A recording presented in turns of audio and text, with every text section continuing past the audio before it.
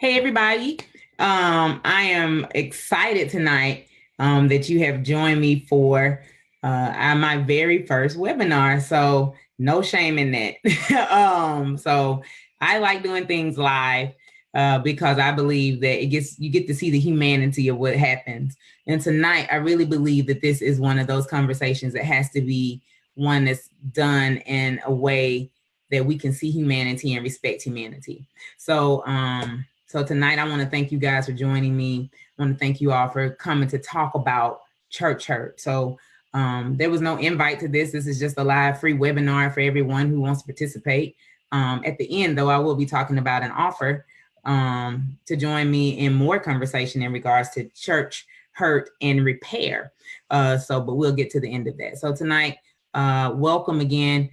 This is in collaboration with MLC Consulting and Mended Life Concepts Empowerment Group, bringing you information and conversation about church hurt. So the objectives in this, I'll make sure to show them to you because that is really big to me. Because sometimes we don't really get to talk about, really what's the point? Like sometimes this turns into like vent sessions or it turns into things where, like people may become offended, and that's not the deal or the matter that's happening here. That is not what's going on. So what's going on is we're talking about this from a standpoint of spirituality, intersecting with our well-being and our emotional wellness. There has been a lot of stuff in our news streams. If you have not heard about, I think it was about 300 priests in the last 60 years who have been found guilty of pedophilia. So that was one of the topics that we even mentioned that we were going to be hitting on in November, talking about that in the church. We've also had to talk about what does it look like to be inclusive and have radical inclusion that moves way beyond homosexuality and anything like that. So that's been one of our topics. And what does it look like to have business inside of church and be rejected? Like, what does that look like? So we'll be talking about that and how does that affect our psyche? Sometimes I really believe that sometimes, we just don't think about these things. We don't think that they are something that has anything to do with where we go and how we are in the church. On the other hand, it absolutely affects everything that we do in the church and how we make it happen. So I hope that this is informational. I hope that it helps you. And I hope that at the end, we'll be able to connect and keep going. So with that being said, I want to go to the objectives so we can make sure that we have that available for you so you'll know what you'll be learning tonight. Because some people just get on here and start ranting and going, but I want you to make sure that you see that there is something educational behind this. So again, welcome to all those who are participating. And I'm going to show you exactly what our objectives are tonight. So our objectives tonight, we're going to be learning about church hurt and church hurt. I think that's something that we really don't get an opportunity to kind of define because we go straight into talking about I've been hurt by the church. So I've had many individuals tell me, the church doesn't hurt anybody. And I just look at them because I'm like, it's all in the definition and how it goes. I've heard, that there's no way you can have hurt in the church because you decide to have that posture. So I have no idea where they were going with that, but that was their opinion. We recently saw a church pastor. I think he's well known. I'm not familiar with him per se, but from my understanding, he's well known, go on a complete tangent with an individual in his social media and then move away from the tangent and began to tell her what the Lord said. So those are things that are kind of hard because like you just hurt me and then, you just said some mean stuff about me. And then you tell me what God said. So those kind of things. Tonight, we'll be able to define pathologies associated with church hurt, including morbidity rates and co-occurring disorders. I know some people are like, oh my God, like, does that really exist? Like people don't die because of church. Like it's a life center. It's a life-giving center. It's a place of healing. But some of our stressors, especially for our religious leaders and our pastors, we are now looking at spiritual centers, and they are inclusive of morbidity rate and co-occurring issues, which includes high blood pressure, diabetes, things like that that are not taken care of, cancer, liver disease, things you know, where we're watching this happen, and it's happening in our churches. The other thing is there's an introduction to spiritual trauma-informed therapeutic methods that include spiritual formation, modern views of organized religion, and spiritual healing practices that are used in 21st century church. So some people are like, what does that mean? Because, you know, church has got to be based on Bible and it's got to be Jesus. Well, this generation has decided that, you know, we're going to church a different way.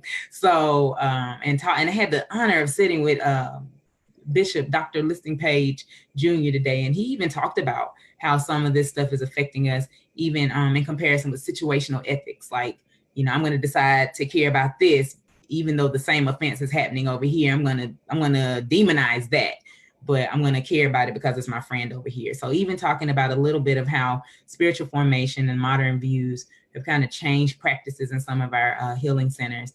Because truth be told, our millennials and our Z generation, they're pretty much fed up with being mishandled and mistreated by old church practices. So what does that look like? And then the last objective is maybe there are some ways that we can develop some possible repair for church hurt, you know, and in the context of their regions and among clients that have presented with this level of trauma. So looking at that and how that works. So in doing that, you know, I think that it's really big. So one of my favorite things that I learned when I was in seminary, thank you, Dr. Riggins Earl, was talking about the cave allegory. And so tonight I want to talk about what that looks like with the cave allegory. I mean, like the individuals are stuck in the cave. If you've never heard of the cave allegory speaks of, it's Plato's cave allegory. And he's talking about how the people are stuck in this cave and they don't know to come out. So they've literally built like civilization in this cave. They found a way to survive in the cave.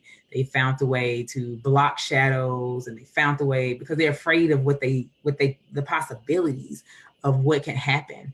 And so I use this tonight because what if we're afraid of some of the possibilities and things that can happen? What if we step outside of what we know as regular church and begin to repair some of the things that have happened? Again, you know, we've seen the things that are going on in our church and our spiritual centers. In the last 10 years, we've had an increase of suicide among our leadership in church, especially among African-American males. So we've seen that increase in suicide. We've seen an increase in drug and alcohol abuse inside of our spiritual centers. Some of that is because of stress. Some of that is because we don't know how. We've also seen an increase in our spiritual centers of morbidity when it comes down to our health, because it's something that we don't focus on. And so all of this is a part of church hurt, even if we don't think that it is. It is absolutely a part of it. So what does it look like when someone walks out of the cave? So I invite anyone to go look at the allegory of the cave. It's Plato. Go take a look at that and see what that looks like. And maybe, you know, invite your spiritual centers to take an endeavor and take a look at that. And so as we talk about that before we move on, that's a part of our icebreaker. If you're watching, you can leave some comments, you can talk about it. I will respond. So, you know, the allegory of the cave is really phenomenal because just thinking that people are afraid of their shadow. People are afraid of like what is outside. What does it look like to ascend to sunlight and go out and realize, you know, what is there? What does it look like to move beyond what we think is right in the paths that we have taken to seek God? One of my favorite things in the Bible is that it says that we are epistles. So that means we're writing our books, we're writing our stories, we're living our lives. Some people, they hate the debate of the Bible, and I pretty much don't like it either. But I will say that the canonized Bible that we take ownership of in Westernized society is missing a lot of books. So there's some stuff that may be missing that may even speak to some things going on now. But truth be told, what does it look like when we look at our own epistles? I have two friends. I love how they phrase it. What does it look like when we close the book and start to look at where our lives are in regards to even the church and hurt, like definition. So, you know, just to give you again the background of that, the allegory of the cave starts, with these human beings literally building, they're reshaping. If you see, they have shaped this cave. I mean, they have built where they can survive in the cave. So even in the story, when I read it, I always wondered, how and how do they eat? Like, where did everything pile up? Because they're humans, so like there had to be some waste. Like what happened in this place? What happens in a place where you're kind of stuck? Like, is there a stench? Do you get enough? Do you get fed? Is there enough space for everybody? What happens with that? And what happens when we're afraid of our own shadows and we don't know how to walk and be because we're here? So the perplexities of this cave is something that, I think it's very, very interesting. And so again, tonight we're talking about church hurt and church hurt. Church hurts. So, and so what do you guys think about that? Is it something that, is something that you even think about? Is it something that you even see as important or see as a matter? What do you think about when it comes down to church hurt? And I think that's something that is important. And so, tonight or during the replay, those are things that you can think about. What does it mean to actually be church and hurt? Like, what does that look like? And what does it mean when you say church hurts? Because church is supposed to be a place of healing. Our spiritual centers are supposed to be places of safety and where we go. And we're finding that because we're not seeing it from a human standpoint, we have a lot of people suffering.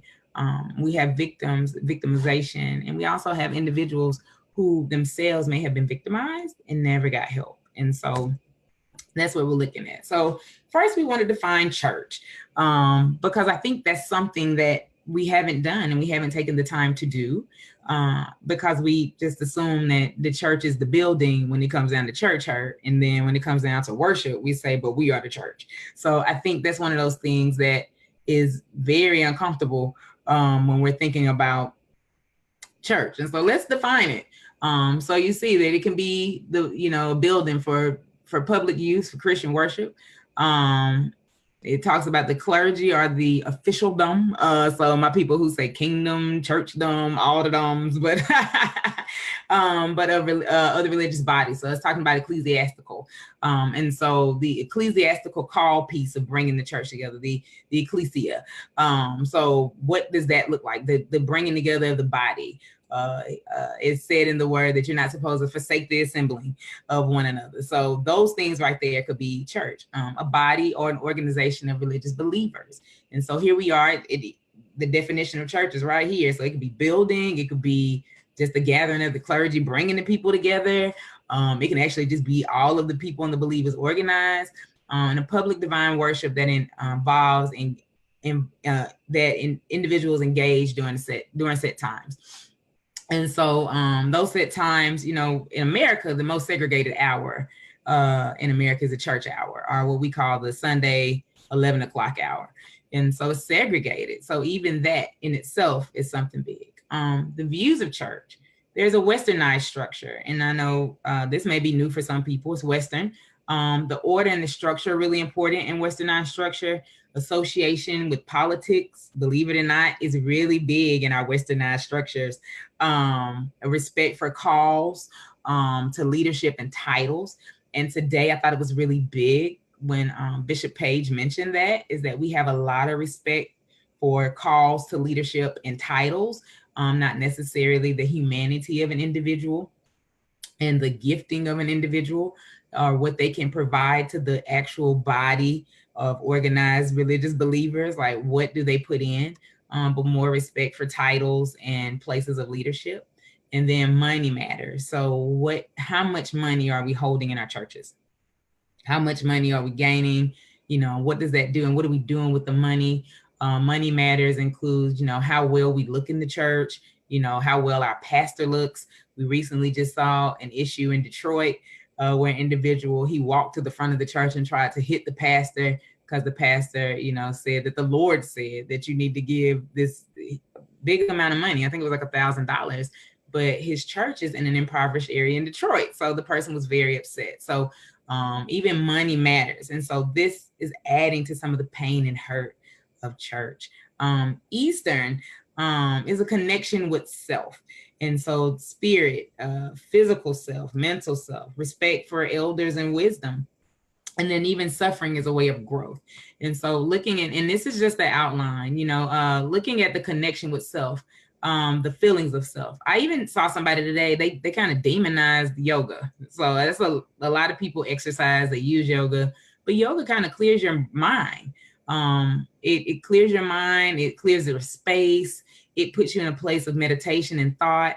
And so it's something that can be added, because I think in Westernized church, we think that we're the oldest section of religious practice that's connected to God, but we are not. So let me see how I can say it. Our Pentecostal brothers and sisters, the babies. And so even looking at the Roman Catholic Church, they are Christians, and they are the oldest Christianized, Western Christianized body and thought. And so even going back to our Coptic Christians, where we have demonized some practices in connecting with spirit, and spirit in form of what is understood. So these are things with the Eastern thought that I personally think are really important, that we connect with ourselves. And it gets us back to that place, even in our churches, where we say, we need to connect with our mind, body, soul.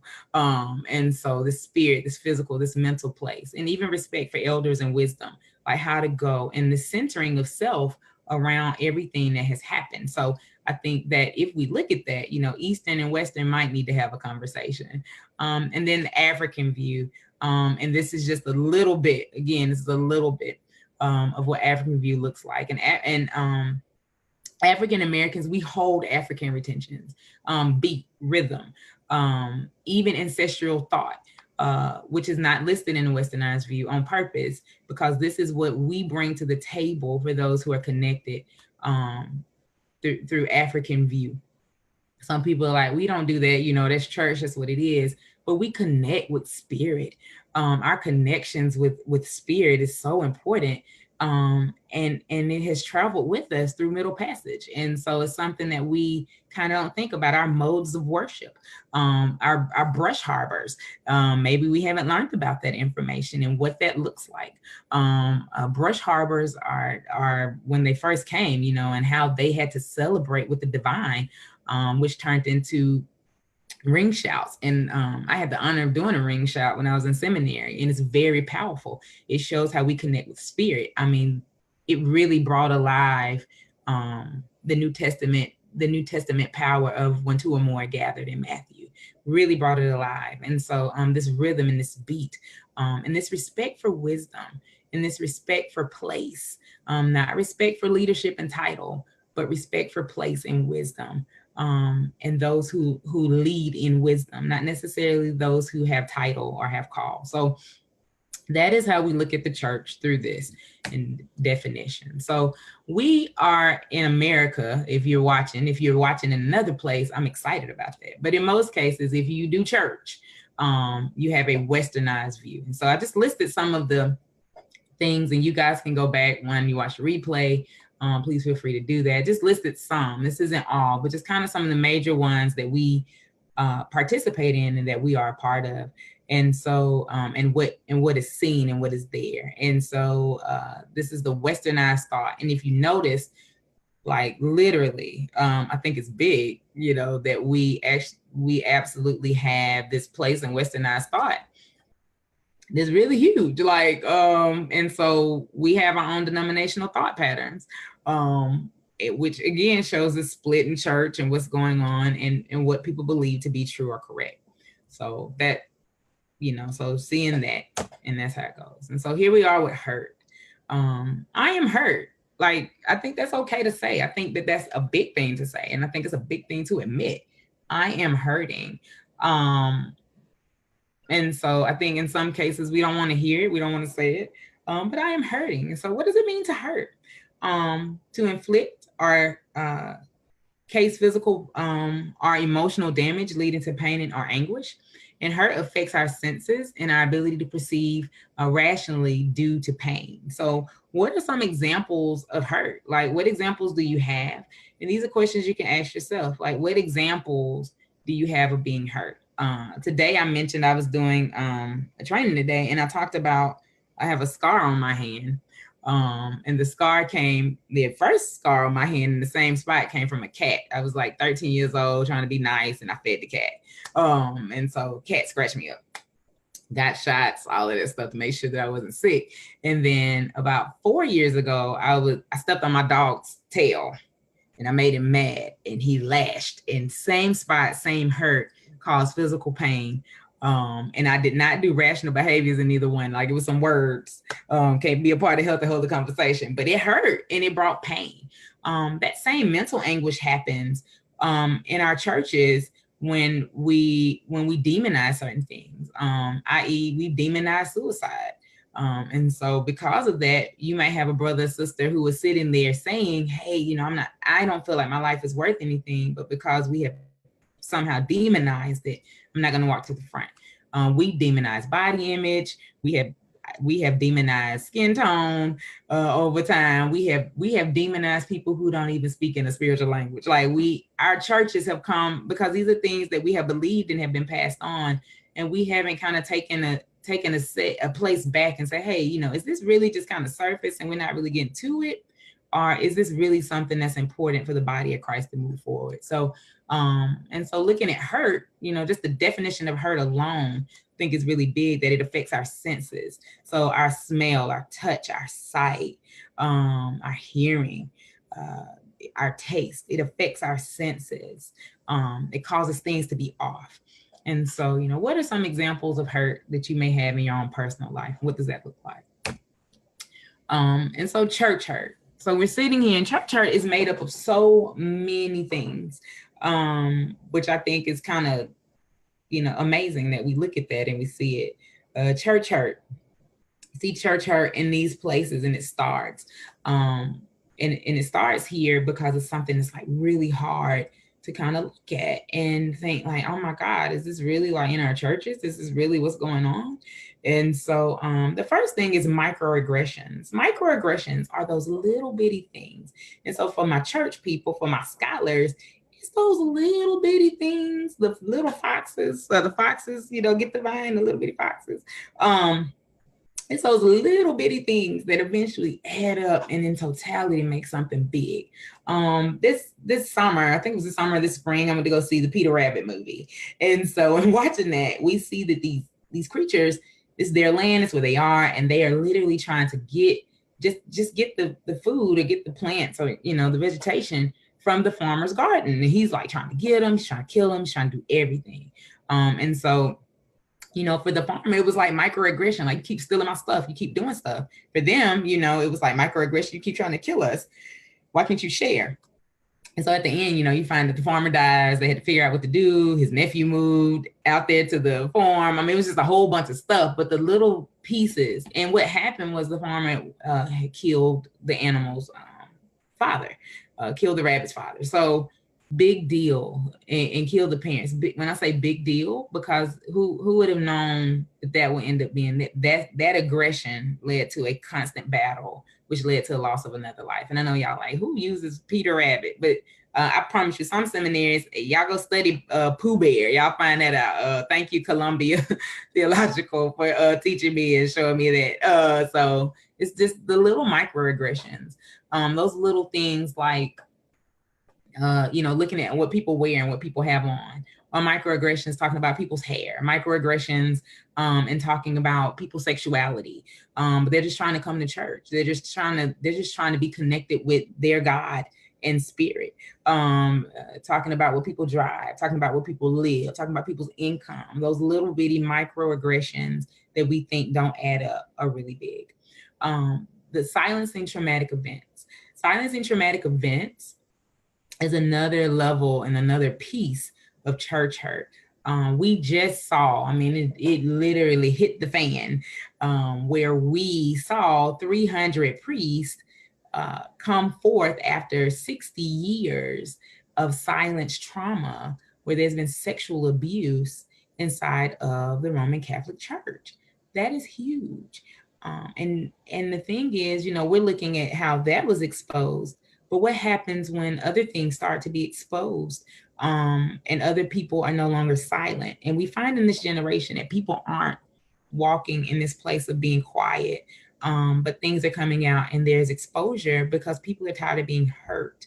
And so rather than being disconnected, they are creating their own space where they can be safe because of silencing traumatic events, silencing physical abuse, silence emotional abuse, silencing certain things that may have happened in pastor studies.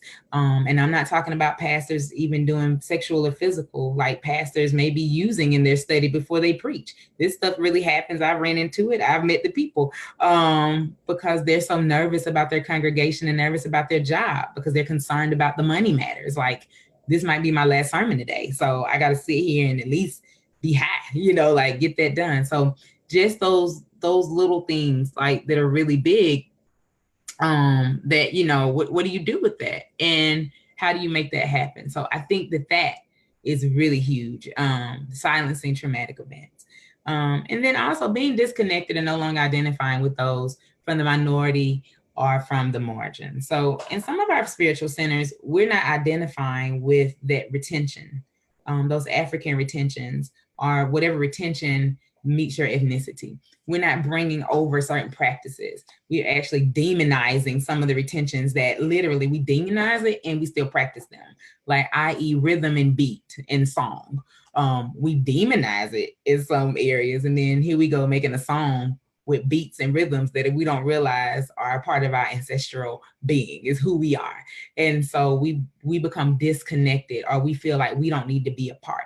This was a really big issue about 5 years ago when you saw a mass exodus of African Americans leaving the Black church and going to churches that were non-denominational and non-ethnicity specific. And so we're finding that Black people are coming back to the Black church because they didn't have a way to connect. They didn't identify, and they didn't have anybody to connect with. It was painful because the pastors couldn't identify with their story. It wasn't the pastor's fault. It wasn't the person's fault. It's just those stories, those songs, those spirituals that we sing about coming over and moving forward, and I mean, just singing things about amazing grace and understanding grace in different spaces and how amazing it may be, or, singing about what a friend I have in Jesus and how Jesus, is different than Christ, so in Black thought, so because my Jesus has got to be a co-sufferer with me and has got to identify with my pain. And so if Jesus is doing that, then I don't understand Christ, who isn't really getting it. So, looking at that and how to identify. And then outsourcing the sacred. What does that mean, Margaret, to outsource the sacred? Well, to outsource the sacred means that we don't have pastors. When I grew up, my childhood pastor did everything. Like, he did the sermon, he did communion, he did the baptisms, he came to the hospital when you were sick. He did all of that, and he did the touch. And so now outsourcing the sacred is, I'm going to send you to counseling before I even talk to you and let you know that I'm here for you as your pastor.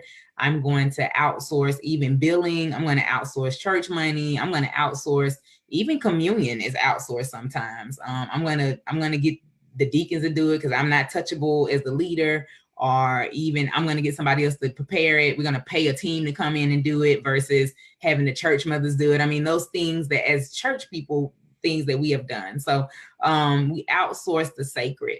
And I think that is another thing that leads to church hurt. Example is my grandmother. 4 days before my grandmother died, she asked for the pastor of our church at the time to come and see her.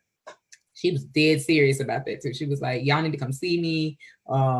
This needs to happen. And he sent a deacon. And so she was very, very, very, very, very, very upset. And I thought it was hilarious. And so she told the deacon, I don't want you. I want the pastor. And so when the pastor came, he was like, what do you need? I'm busy. And she was like, you're my pastor. And I feel like I'm transitioning and I want you to pray for me. And she didn't say it as clean as I just said it, but, he kind of laughed it off and was like, Martinelle, you're fine. And then come to find out, she really was transitioning. So but he attempted to not show up. So some of the stuff where we're getting too busy to just even touch leads to church hurt. And then not respecting someone's humanity. We are human. And I see this as church hurt because sometimes as members and people who are not in leadership, we don't respect the humanity of our leaders. These are human beings who have been charged, that feel that they have been called to lead in spaces where we walk as one body with the mind of Christ. So at the end of the day, they are human. Examples of this lack of respect for humanity. My favorite example is Moses. I mean, Moses, we always go and say he shouldn't have beat the rock, but Moses also was dealing with post-trauma. Moses had killed someone. Moses found out in the middle of thinking that he was something else, that he was adopted into a family. Then come to find out he's adopted into the family because like Pharaoh had put out an order for all the children in his age group to be murdered. I mean, all this stuff comes up, and then he's banished, like he leaves so that he doesn't die. And then he walks through, and then he meets his next piece of family, which is his wife and his father-in-law. And then like all of a sudden he's called to go back into the same place where he was banished. I mean, so let's talk about that. That's realistic. Like that's some stuff that has happened to us. But his humanity in the text is something that we don't even talk about all the trauma and post-trauma that he had to deal with in order to even view the promised land. And so in his anger and not being able to deal with those little bitty things that happen, those big things that happen, we find that Moses walked in anger. Another person is David. I mean, David, if we look at the story of David and David's humanity, David wasn't even respected as a son of Jesse. He wasn't even included when the prophet showed up. The prophet had to say, hey, is there another son? Like, because these can't be all of your sons. And so David had his own trauma. I mean, David had, scholars say David had a different mom. David didn't look like his brothers. David didn't, he had no features of the brothers, so he's different. And we even find him being kind of treated different when he tried to go take food to the brothers and he ended up fighting a battle and killing Goliath. I mean, so these are things that we don't pay attention to. And even Jesus and his humanity. I mean, Jesus, is telling people, I'm going to die. This is what's happening. I have to die so I can rise again. He's telling parables. He's just flat saying it. And people not respecting the humanity piece. We even see it in the Bible where people are not hearing him and seeing him and watching him cry and hurt. One of my favorite stories is Jesus going to Lazarus' grave. And we say Jesus wept. It's the shortest verse in the Bible. But there's so many things that happen. Jesus is doing miracles before he can come. Jesus is late. Jesus tells them, okay, I know he's sick, but I can't get there. I got to do this. And we preach that as if Jesus was being harsh. But what if Jesus is assigned to do this? And now that this has happened, even it says in the text that Jesus is like, this had to happen so you guys could see what resurrection looks like. And it turned into an invite for the community to unwrap that which had been dead. And so, which is the invite tonight as we look at repairing church hurt. And so, church hurt and pathology. And so, because I said, we're going to look at the spiritual thing, we're going to define some stuff, and then we're going to look at what these pathologies look like. So let's just define pathology. I mean, we have to do that in order for us to move through this piece of church hurt and repairing it. When you're repairing something and when you're healing something, there has to be a sickness. And so there obviously, it must be a pathology to church hurt. And so because of that, we have to pay attention to that because that's crazy, right? But if we're healing something or we're repairing something, then there's something that is off. And so that's pathology. It says something that's abnormal, something is off. So if we are introducing tonight the possibility of repairing church hurt, there must be the presentation of pathology. And so here's what that looks like. Something is abnormal. The example I gave so that you could kind of get a clear view of it is like plant pathology. It's abnormal, but this is where diseases show up. And so we are walking in a place in church hurt where it could possibly be disease, and it could be ill. And because of those emotional pieces that are not managed, we find where emotional wellness is neglected. And in that neglect, we're finding that this increase of physical pathology is coming with heart disease and high blood pressure, and cancer and things like that, because we're not dealing with that. And so we look at this in the structure of that. And so, you know, in order to repair or heal, we must admit that there must be a pathology. There must be something there. And there must be some level of dis-ease or disease. And so we have to look at the abnormalities of what's happening. When it comes to church hurt and looking at church hurt as a pathology, I put down here social pathology, and it's a concept developed in modern social science to refer both to aspects of social structures and to the behaviors and values attributed to particular social categories. And so all of that is saying in the structure of our society, we are now beginning to see the abnormalities that are creating illness. And so that is a part of the social pathology. And so the effects of pathologies. And so I put a whole bunch of stuff up there, and I know you're like, what is all of that stuff? But that's just, you know, a little thing that I put up so that we could see really what pathology looks like. It's everywhere, but the distortions and the abnormalities.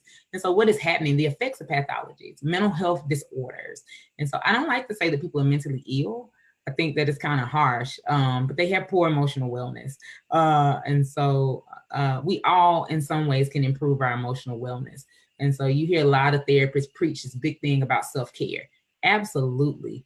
And a lot of our spiritual leaders do not practice good self-care, and it leads to mental health disorders. It leads to poor management of their health as far as their eating habits. It leads to poor management of their time and spending time with their families. It leads to poor self-worth. And so we see that. So mental health disorders, mismanagement of disabilities, it affects our self-worth, negative views in our community, physical illness, disconnection from family and community, to which one ascribes. And so I did a panel, a Wholly Healthy panel, probably about 2 months ago, a month and a half ago, with an individual, with 8 individuals. One person was unable to make it. And one of the most powerful pieces of the panel was an individual, a member of the LGBTQ community. And he said something that was profound. He said, I really enjoy my home church. I really want to worship at home. But because of who I am and who I know I am and my personhood, it's not my pastors that treat me different, but it's the people in the church that treat me different. And so now I had to disconnect. And I didn't disconnect from my family, but I found where I had to disconnect from my church family. And I had to find a pseudo family where I could go and be me. And so I really want to come home, but I don't know how to do that and be heard. So I think that's really big. And that's what pathologies, these abnormal behaviors, can do, and is happening inside of this place of church hurt. And tonight, again, we're talking about just the beginnings of repair. So there is this gift of remembrance. And I really appreciate the work of Doctors Martin and Martin. It's a couple who they've done a whole lot of work around social work, spirituality, and the Black experience. And so I really love this concept, the gift of remembrance. What I have found in pathology and what I have found when it comes down to working through trauma in church is this piece of remembrance, or bringing in retention, bringing in those things that we have done as a community that reminds us of how open we are. It is said by C. Eric Lincoln that the Black church is one of the only places, if not the only place, that has accepted everybody. Like, doesn't matter. You can be white, Black, anything, and you come in. You could have hurt us, you could have bombed our church, and then we're gonna walk with you. So I mean, let's pay attention to it. They bombed this church in Alabama, and then here we go with about 5 white people walking with kings, saying that's just crazy.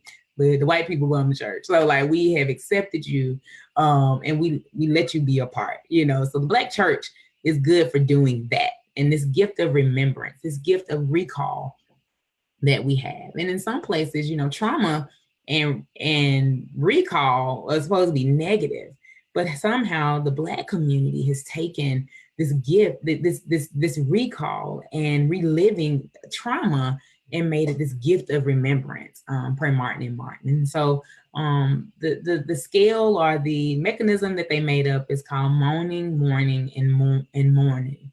And so what they're saying is based on the concept of rhythm and blues. We are, again, people who are of rhythm. We are in sync with one another. And doing a talk 2 weeks ago, I talked with some people about grief. And I said, you know, as African Americans, we grieve. I can tell you most of us probably never heard of Trayvon Martin until his death. But even with this special coming out last month, we grieved. We grieved again. I can promise you that people didn't know Tamar Rice, but to know that this little kid got killed because of a toy gun. As the Black community, we grieved. We grieved with that family, and we grieved. I mean, and that's what we did because we suffer together, because we're in sync. We are in rhythm. We are in peace with each other. And so that leads to what this gift of remembrance is versus this relived traumatic experience.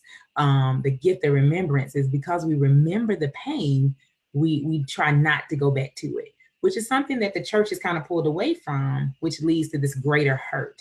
Emmett Till's story is one that's really big about the gift of remembrance, and how the community moaned and mourned and came to light in mourning, how his mother left the casket open and said, look at him, community, this is what's happening, and how it sparked the movement. So that is amazing how it was done and how that happened and how it continued to grow. And though lives were lost in that, we moaned and we mourned and we came to light on how we move through our pain and our suffering. And so we celebrate in the morning with these spirituals and with our praise and with the rhythm and with the beat. And this isn't something brand new. This isn't something that someone new just made up. This is something that's communal practice that we have been doing for years. And it's beautiful. So the 4-stage problem solving method that is given in mourning is a collective empathy. It's communal empathy. And so this is pieces how we repair the pathology of church hurt. We have a collective empathy or communal empathy. We suffer together. When we suffer together, we experience not only the suffering of that family, but it also gives us this gift of remembrance in joining into the suffering of Christ and joining into the remembrance. If you read the text, if you read the Bible, this joining into even God had to turn God's face when Christ died, per the text. So even Christ suffered, and even God mourned. And so to even see how that connects and we begin to see ourselves as image of God in Imago Dei, that's really big, and how community now is looking like image of God in Imago Dei, which means we are made in the image of God. And then an effort to relieve suffering through emotional catharsis, or through shouting, singing, praying, dancing, crying the pain away. So we come together as a collective in this empathy, and we create songs and we move through the pain and we go. And so we see this in church. The Hawkins family was really, really, really big. And I'm honored to personally know Bishop Yvette Flunder, and just to hear some of the stories that she's even told me. And I think it's really, really, really huge. One of the things of how their music, the Hawkins family, and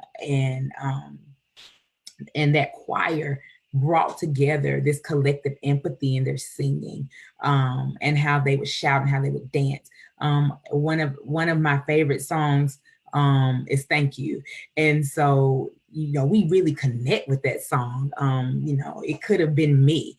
And when it's sung and when we feel that, it could have been me with no food, outdoors with no clothes. It could have been me. And because of this collective piece that we have in rhythm and dance and shout and crying out the pain, we join in with those who are suffering. And we remember how to step back into the place that we are in the margin, and we suffer with them, and we moan with them, and we also celebrate mourning and knowing this peace. And so we gather, and it's healing, and so we begin again to tackle this peace and this gift of remembrance the pathology of church hurt. And then you have this piece of this inoculation of hope and faith. So we all of a sudden have this burst of hope. Like, I believe that we can change this situation. We've seen that we have 1 million children under the age of 18 march on the United States of America this year. I mean, I don't know if y'all realize it, but March and April were the bomb. Like, over 1 million children who joined in this place of hope and faith literally marched on the United States of America. Like, that's amazing. That's huge. But what happened is you have this remembrance. So there was a march on Washington at one point. We've had several of those, but they took it up a notch and they marched on America. Like, they hit every major city in America and they marched on it. And they said, we have something to say. We need to speak. We need to talk. Like, amazing. And then we have a keen focus on reality of objective conditions, of that the mourners would not become disillusioned of their biggest hopes and dreams failed to materialize. And so in that, we still are mourning because we still had the loss of those individuals who lost their lives to police brutality, who lost their lives to violence, who lost their lives. I mean, we even grieve the fact that we couldn't even grill without somebody making a phone call in a public park. I mean, we made a joke about it because we're African Americans, but at the end of the day, that's a part of our grief process. We're gonna make a joke about it, make some T-shirts, make memes, but that's still a part of this church hurt and the actuality, and that the dream really hasn't fully materialized. That it's okay for someone to call on some people barbecuing in a public place. The police actually show up, take a report, and here we are. So, like, what does that look like, for people of color? Like, so here we are with some things that haven't materialized and work to do. And so, trauma relived for us, we have turned it into, and I think it's amazing, to this level of a gift of remembrance that brings the community together and gives us this burst of hope and energy. And so it also helps tackle the pathology of church hurt and the trauma of church. And so here we are looking at spirituality, religiosity, and traumatic experience. And so spirituality is this inner belief system. It's an inner belief system that literally leads to sacredness of life, a vision for the betterment of the world. And so it gives purpose and meaning to individuals. And so that is spirituality. Religiosity is exclusively devoted to a religion or a religious practice. And so sometimes we confuse these two. Like, we say, oh, I'm spiritual, I'm not religious. Yet we do religiosity and think that we spiritual. And so spiritual is going to have its beliefs and spiritual practices and spiritual experiences, but it's going to have something that's going to better the world. And so it may, I've been saying this lately, and this is kind of what I felt in my spirit, but I may disagree with you on a statement, but I'm going to agree with you in my walk. And so this is Amos, the book of Amos, where it says, how can they walk together unless they agree? I may disagree with you on a statement, but I agree with you on the walk, because that is where my spirituality is. It's also where my religious thought is, because I'm a believer. I believe I'm a Christian, but I'm also going to walk with a brother and sister who literally is moving and going in the ways that line up with my spiritual walk. And so that helps us remove this discriminatory practice or this religiosity and thinking that we are better, which also in this better than others adds to the pathology or the negative or the ill that comes and associates itself with church hurt.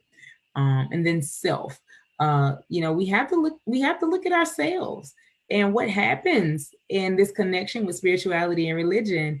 And so what are these core pieces of ourselves? How do we bring in compassion and curiosity and confidence? And how do we bring in perspective? Because we walk in the mind of Christ. But mind you, we literally have 4 different versions of the mind of Christ in the Gospels. You got your 3 synoptic and you got John. So, what does that look like in the mind of Christ? And how do we move in that? How do we move in this confidence and curiosity? That means we can start to question because that's a part of self. And how do we move in compassion for others, even if they don't believe the same religious piece that we do, but our spirits are connecting? Because the Bible even encourages that you should try the spirit by the spirit. And so what does that look like, and how does that feel with that tension? Also, this sense of personal identity. What does that look like for individuals?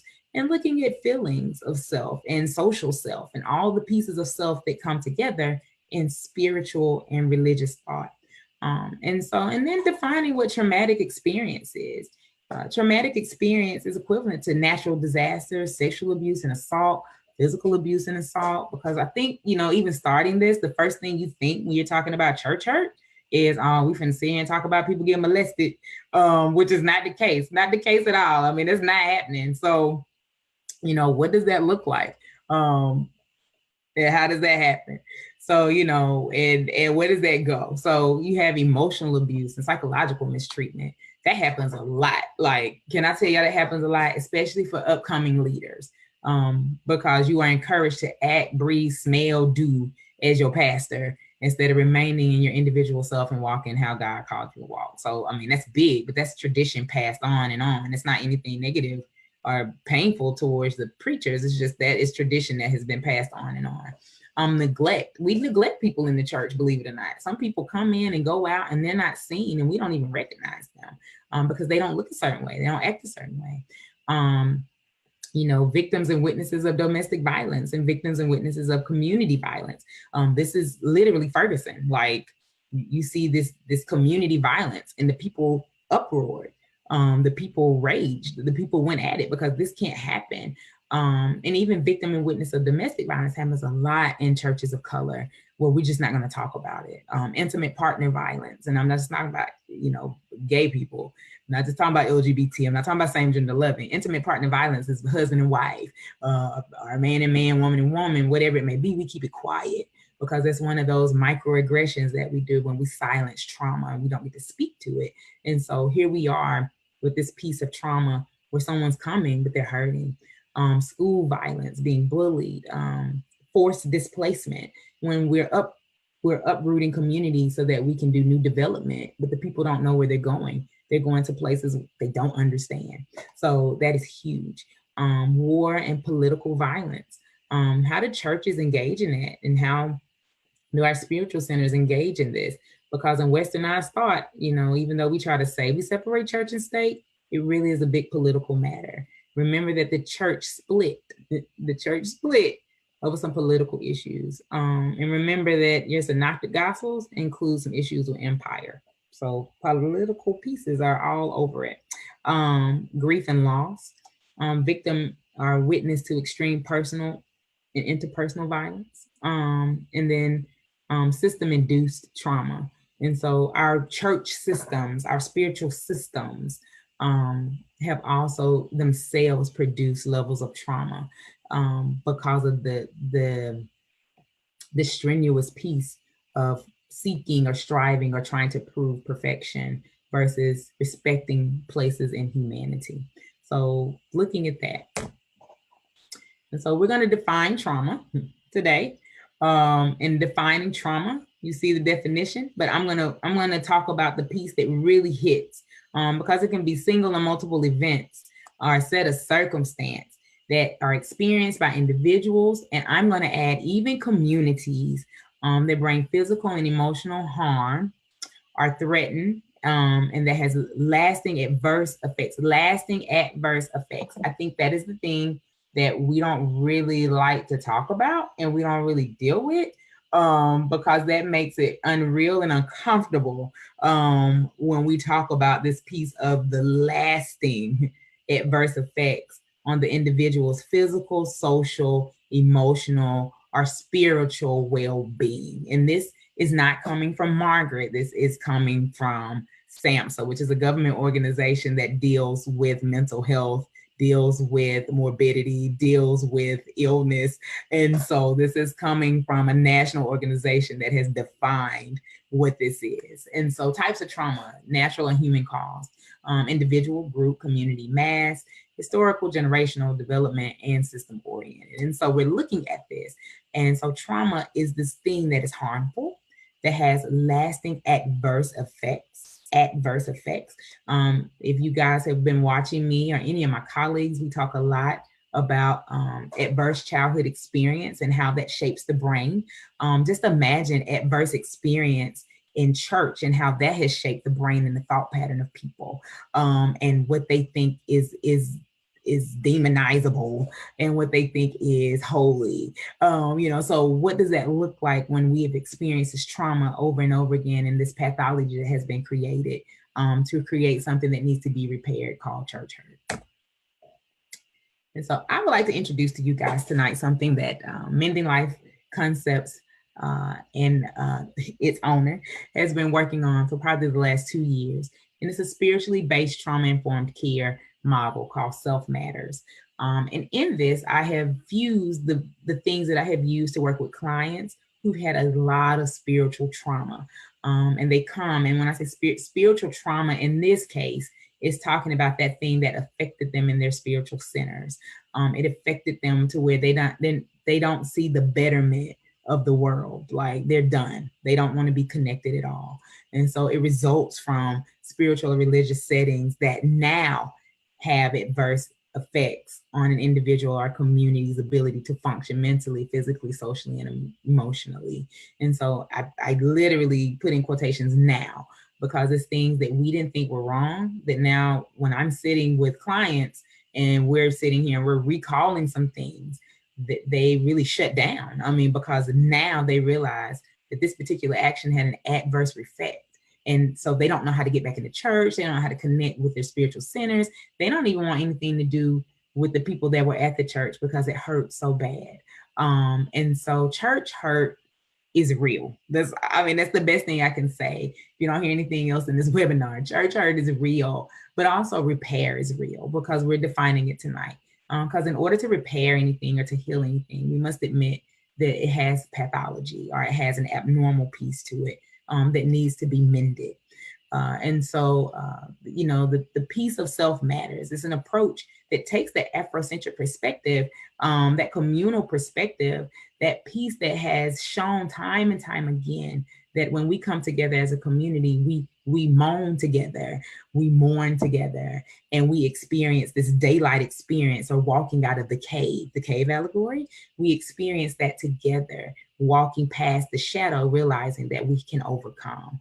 And it's something beautiful and valuable about that, because we realize that in this particular practice, we find value in reconnecting with our community, instead of being in a place where we no longer want to connect with the thing that caused the pain. And so we work through that. And so introducing that model tonight is something that's passionate for me and that I've been working on for about 2 years now. And I think that in working on that and pulling that together, I believe that we can see the pathology, we see the abnormalities of church hurt, because we begin to see the pathology and the abnormalities of humanity, and the fact that we don't walk in a perfected state, but we strive to move into this place of betterment of world. And so what does it look like to repair? And so I use some of my people that are part of my perspective that I have been working on for the past 2 years. And I'm very excited to know that I can actually use these people. And I've been working on this before one became a part of our ancestors. God bless his heart. God bless his soul. Rest in power. James Cone, Black Theology. And so when we look at this repair and this return to communal practice, as humans, we share trauma. We share in it, either directly or indirectly.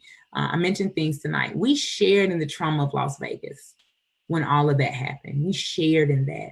I was indirectly affected. I was not in Las Vegas. Did I cry or shed a tear or feel pain for the families that lost loved ones at a concert? Absolutely. Like, I wouldn't want to lose loved ones. Did I have a moment of cringe? Absolutely. I had a sister cousin that lives on the West Coast. What if she had been in Las Vegas? It's only 4 to 5 hours away from her house, and her husband had decided to, go and get somebody to babysit the kids. I mean, panic. Yeah, a little bit of panic came. Like, is Marie okay? So like, what does that look like?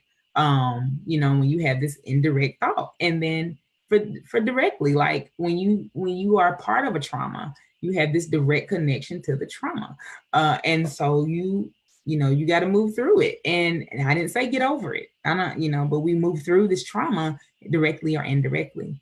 And this is seen through some of Black thought. The father of Black theology which is beautiful. Rest in power, James.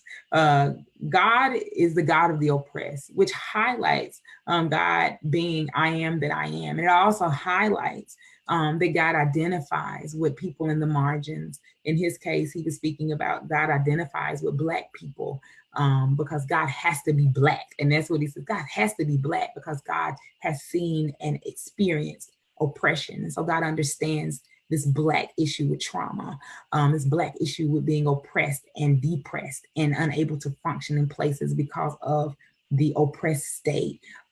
Even in his one of his last writings, The Cross and the Lynching Tree, he moved even his concept of God being Black to understanding that even the noose, the lynch rope even was identified as a cross for us because people lost their lives or they gave their life and they shed their blood for the movement of society and for the increase of people walking on the way. And so I think that that's really huge that we look at that in this place of repair, in this place from Afrocentric perspective of looking at repair for individuals, people of color, and people who are minority and in the margins. And then Afrocentric perspective, it invites people to see from the eyes of dysphoria as people are drawn back to self and land. It invites you to see Sankofa. What do we pull in? It's not taboo to go back and fetch what we left behind that is good. So what are those things, those retentions that we carry over that keep us connected as a part of this repairing process of the pathology that has resulted from the disease of church hurt. And it makes way for the creation of spiritually based trauma perspective. This is the model that was used. Womanist theology from Jacqueline Grant, Alice Walker, God rest your soul and rest in power, Dr. Katie Cannon, Dolores Williams, and others who have created this model where we see where women are finding that God must struggle with us. Jesus must struggle with us because of our oppression due to racism, sexism, classism, sexual preference, physical abilities, and even caste systems. And it's stated that Jesus must be our divine co-sufferer. And where's resurrection of solace? So where's resurrection solace? Like where is this peace and resurrection because of these issues of oppression? And so it invites us to go to this repair through resurrection, even as Jesus resurrected Lazarus and invited the community to unwrap him, which means unwrap that thing that's been dead and stinking, and see what community can do to repair. Unwrap this hurt so that community can see what does it look like to repair. And then the last piece is the shared commonality of repair brokenness of the body, the restoration. This is Judith Herman coming from Trauma and Recovery. The restoration of social bonds begins with the discovery that one is not alone. And so it invites us to become communal and invites us to know that we have commonality in experience of this pathology that has come from this disease of church hurt. And so these are some of the pieces that I've used to come up with this model. And so we find repair at work. I am fortunate enough to live in the Bible Belt, and I think it's beautiful how millennials and Z generation have taken church and moved into itself. We find in the book of Judges, if you read the Bible, where we find this place where we want to demonize what happened in the book of Judges, but they only functioned how they knew, because in Joshua gets a little attitude. So this book kind of goes, it flows a little bit. Joshua gets an attitude at the end. Joshua's mad at them because they're beginning to experience a test or do. Joshua has been called to lead the people and keep them connected. And then Joshua gets an attitude at the end and says, well, as far as for me and my house, we're going to serve the Lord. So you read the rest of the chapter where even, the conversation almost stopped. The development of future leaders almost stopped because Joshua got an attitude. And Joshua was called in this text to be their leader.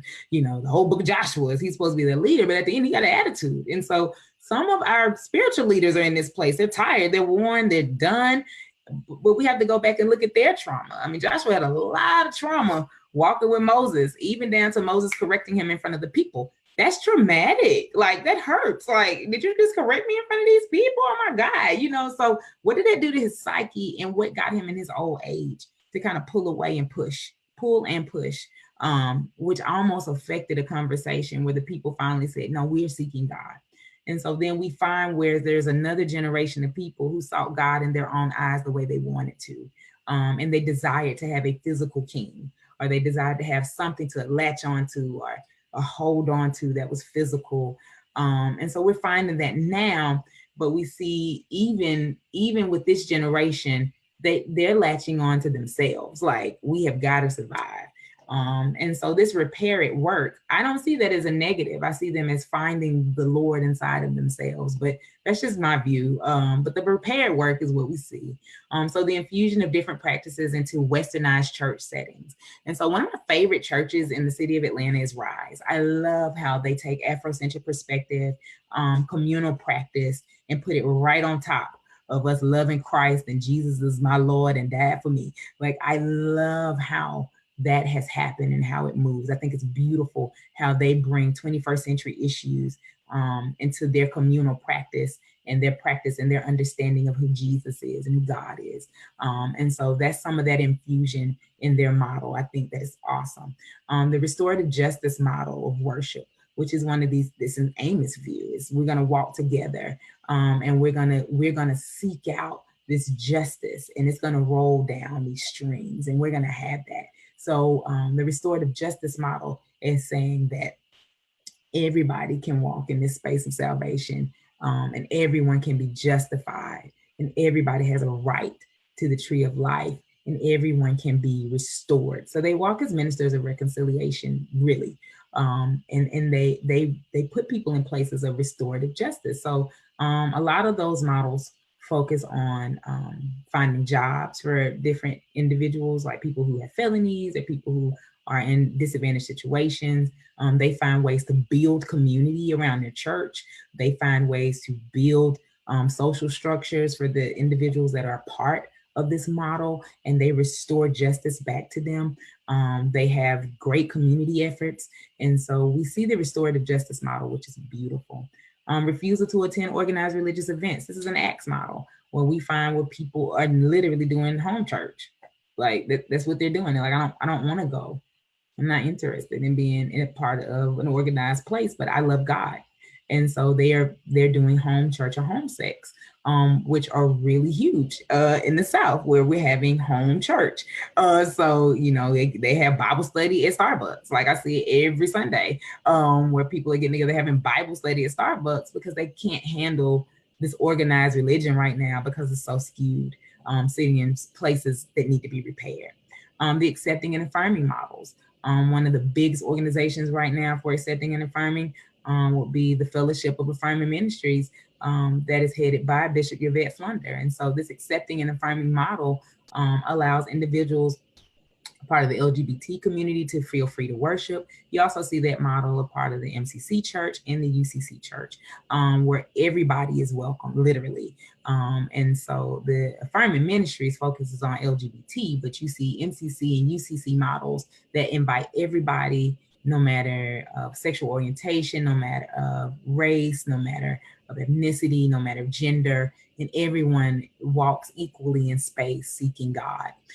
You also have inclusion models. And so this is where we throw it off, because a lot of people are like, well, inclusion is gay, but that's not true. The inclusive model is literally looking at difference and we're including difference. And so you have the inclusion model, which includes disabilities. In Atlanta, there's a church that is really, I mean, the pastor is disabled. He's in a wheelchair and he has disability where he's paralyzed. And I met him about almost 10 years ago. Yeah.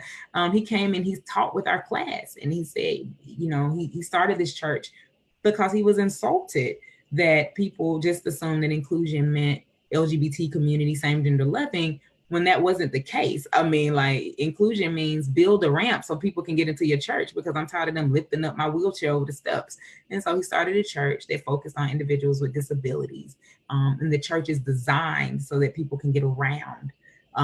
Wide aisles, big seats, places where the people can feel comfortable to worship, and they have disabilities but they are not disadvantaged. So I think that's huge. Churches based on sexuality.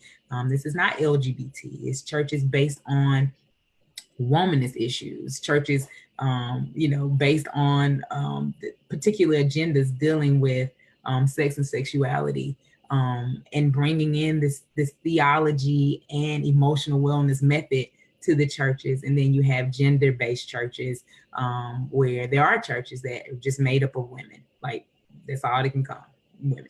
And so, and I've seen those churches too, where people are pulling into these inclusion models.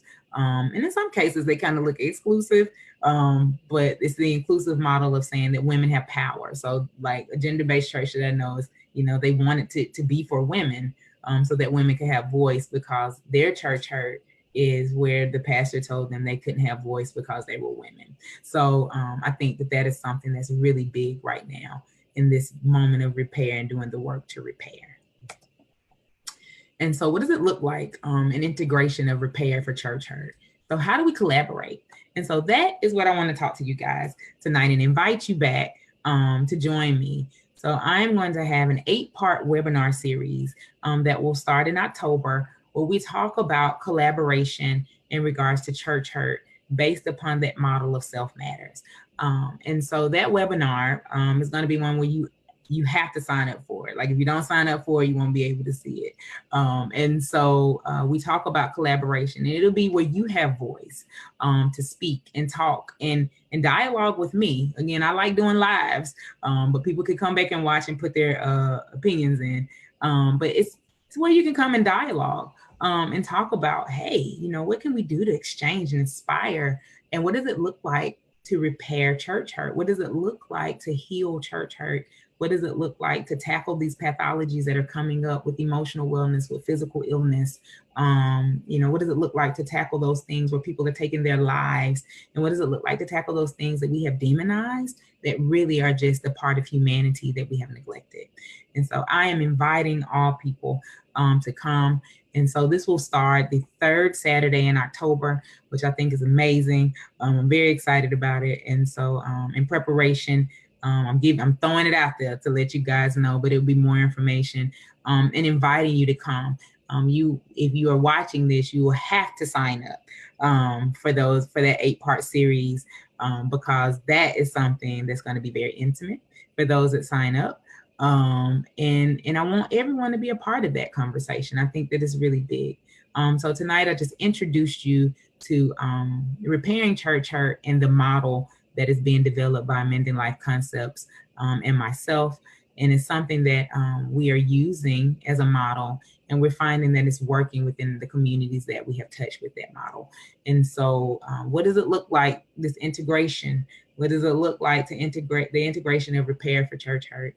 What does it look like to collaborate and come together? And what does it look like to not demonize somebody else's spiritual view? Like, that's something that the church might want to ask. That's huge. That's big. So what does that look like? I mean, I truthfully, I don't know. I never seen it. But hopefully, we will be able to work that out and talk about the beauty of collaboration. So I want to thank you guys tonight for joining me for the live. It's been my honor and my pleasure to bring this information to you all. If you have any questions, if you have any comments, please leave them. You can also contact me at www.mendinglifeconcepts.com.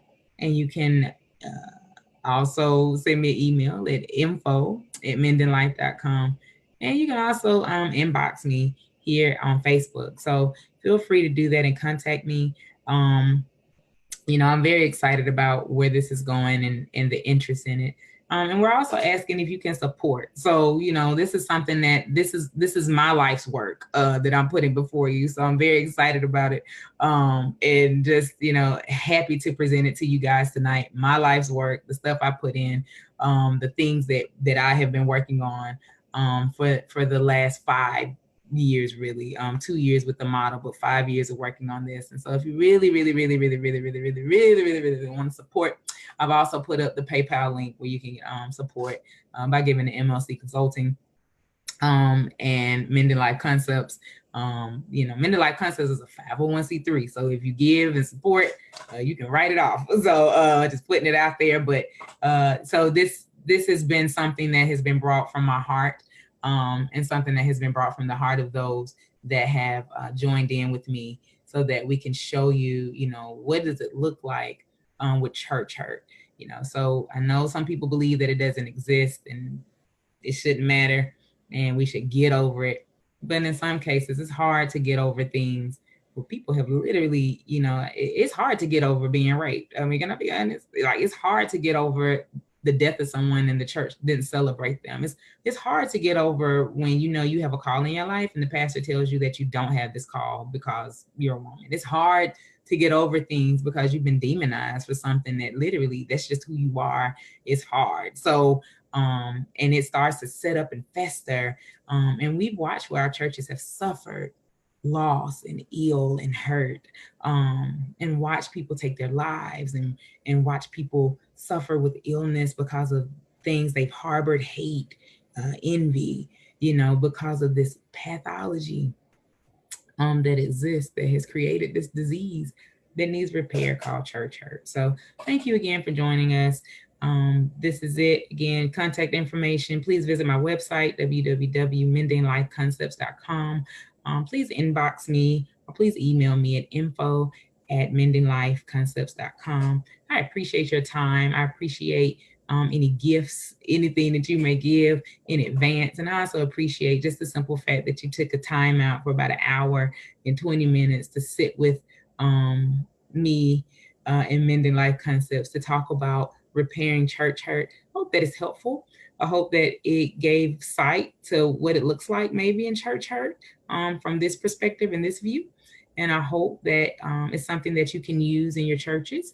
And I hope if you want us to come out and be a part, please invite us.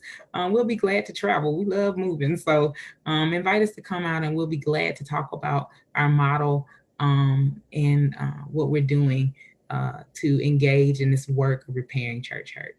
So you guys be blessed. Thank you so much for engaging in this particular webinar tonight. There's so many other things you could have been doing, but you chose to sit and watch. And please invite people to watch the replay of this webinar. So be blessed. We thank you for joining us from Mending Life Concepts, from my board of directors and from myself. You guys be blessed. Please remember that we're up to Mending Life, are meant to be, and that self matters. You have a wonderful night and be blessed.